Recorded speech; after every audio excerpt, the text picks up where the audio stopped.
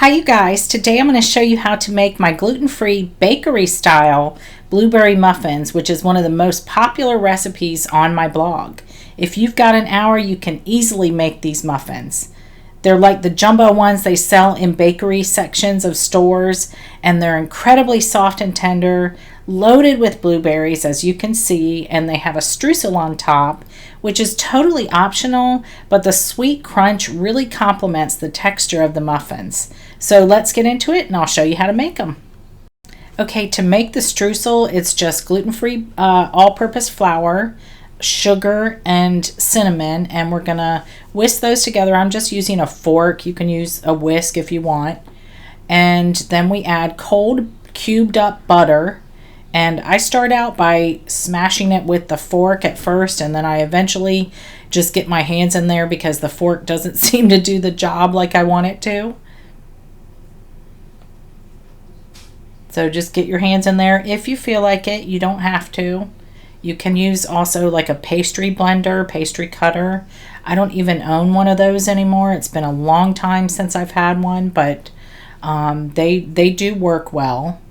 And you're just kind of smushing it between your fingers until it gets fully incorporated and it comes out looking like irregular sized chunks like this. So you've got some big, some small, perfect.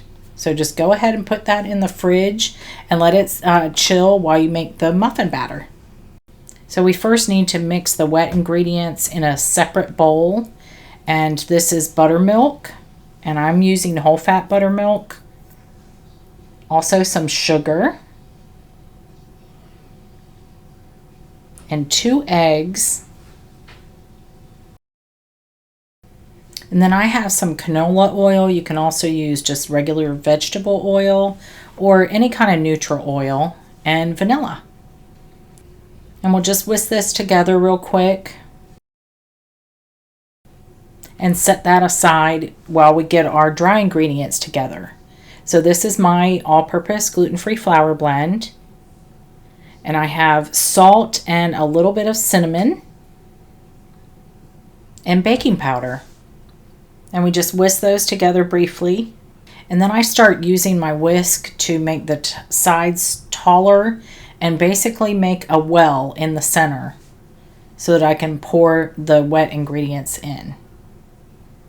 And that just helps everything incorporate without over mixing, because sometimes muffin recipes tend to be really tough, and this one is a really soft and tender batter. So now I'm adding in the blueberries, and of course I'm not going to whisk those in because I don't want to break them up too much, so I'll switch to a spatula and just kind of fold those in. And I don't think I measured my blueberries right because it doesn't look like I have that many. So I'm going to go grab a few more to add to this. I like mine nice and filled with a lot of blueberries. That's much better. So now the only thing left to do is fill the muffin tins and bake them. So I got my streusel out of the fridge, and I have my muffin pan lined. This is a jumbo muffin pan, and it's filled or lined with the jumbo paper baking cups. And I think I got these at my local Food Lion, but you can get them at most craft stores, of course, online on Amazon. And you can also make them out of parchment paper.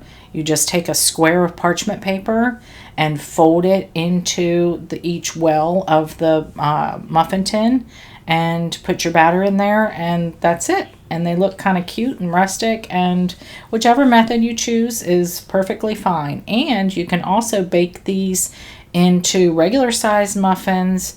I have a alteration of the baking time for that in my recipe on the blog. So check that out in the description box below this video as always. Now I like to fill these to the top, completely to the top, maybe even a little over the top, because that's what will give you that nice dome shape with muffins, as well as having the temperature at a nice high temperature to start out.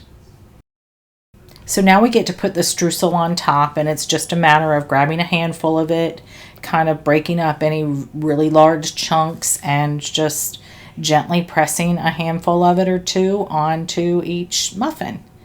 And we're going to bake these initially at 425F for 5 minutes. Then we turn down the temperature to 375 and bake them for an additional 30 minutes.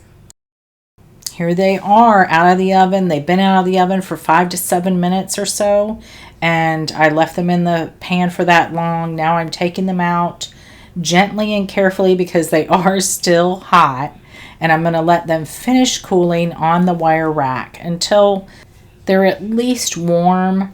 I would definitely not serve these hot, but I do like a blueberry muffin or a muffin in general that is warm. So let them cool down considerably, and then you can serve them.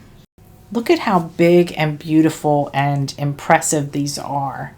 I mean, it's worth it to buy that jumbo cupcake pan, in my opinion, because they're just so impressive. And there's a reason why these are such a loved recipe on my blog. They are just so soft and tender, way better than any kind of gluten-free muffin you will ever find in a grocery store freezer. They are just to die for. Enjoy.